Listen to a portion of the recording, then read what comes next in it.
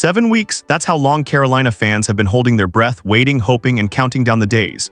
Every Sunday since week 1 has carried the same question: when will the Panthers finally unleash their next weapon? And at last, that wait is over. The feeling around Charlotte is different this week, a quiet buzz, a pulse that feels new. The offense, which has been searching for rhythm and answers since Adam Thielen's departure, might have just found the spark it needs. Smash that subscribe button, drop a like, and comment below. This community runs on real fans like you, because Jalen Coker is back. The second-year wide receiver who was supposed to be the next man up after Thielen's trade to Minnesota is finally healthy, officially activated, and ready to make his long-awaited season debut. His story has been one of bad luck and patience. Just a day after Thielen was shipped off, Coker went down in practice with a quad injury, a cruel twist that sent him straight to injured reserve and left the Panthers without one of their most explosive young weapons. Now, 7 weeks later, that nightmare is over. Coker practiced fully all week and has been cleared to play, just in time to line up opposite rookie Teteroa McMillan, who's quietly become the team's most dependable pass catcher in 2025. For Carolina, this couldn't come at a better time. The offense has struggled to stretch the field and create chunk plays, exactly what Coker was drafted to do. His speed, his size, and his ability to win deep could open everything up for this unit. Head coach Dave Canales has been preaching balance and patience, but deep down he knows this team needs a jolt, something to get the energy back in that locker room. And that's what Coker represents: not just a receiver, but a reason to believe again.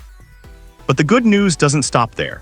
Offensive lineman Austin Corbett has also been activated from injured reserve after missing over a month with a knee injury. While he's unlikely to reclaim his old starting center spot, Cade Mays has stepped in and impressed. Corbett's versatility could make a huge difference. With left guard Damian Lewis questionable due to a shoulder injury, Corbett could slide in and stabilize a unit that's been juggling lineups all season. Still, even in a week filled with optimism, there's a shadow over this roster. Outside linebacker Patrick Jones II is done for the year, requiring surgery for a back injury suffered last Sunday. It's a brutal loss for a defense that's already stretched thin. Rookie Nick Scorton will step into his role, while edge rusher Boogie Basham has been called up from the practice squad to bolster depth. It's been that kind of season: one step forward, one step back. But this week, for the first time in a long time, it feels like the steps forward might actually start to matter. When the news of Coker's activation hit, you could feel the relief radiating through Panthers Nation. Fans flooded timelines with clips from training camp, those highlight reel grabs, those flashes of chemistry with Bryce Young that hinted at something special. Everyone remembers the preseason moment when Coker caught a contested ball over 2 defenders and made it look effortless. That's the energy Carolina has been missing. This offense has felt predictable for too long. Safe, constricted. Without Thielen's veteran savvy and with the run game sputtering, every drive has been a grind. But adding Coker back into the mix gives Canales the chance to finally stretch defenses again. He's the kind of receiver who can pull safeties deep and open the middle for McMillan, who's been quietly carrying the load as the WR1.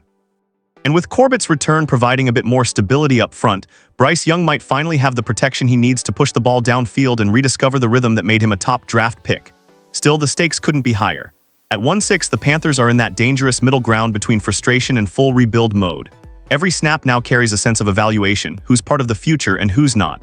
Coker's return is more than just a feel-good comeback story. It's a test. Can he deliver on the flashes of potential that made him one of the most talked-about names in camp?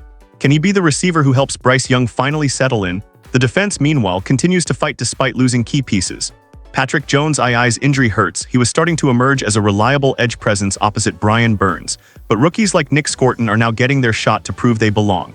The rotation is young, raw, and hungry. And that's been the quiet theme of this team all year: growing pains everywhere, but effort that never quits.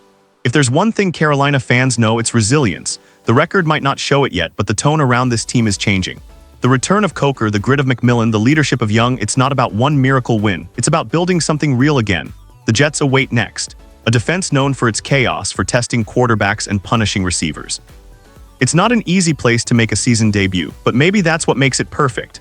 Because if Coker can show up and make plays under that kind of pressure, it might be the moment the 2025 Panthers finally stop surviving and start competing again. Comment below. This space belongs to everyone who lives and breathes the Panthers. We're alive, we're loud, and we're just getting started.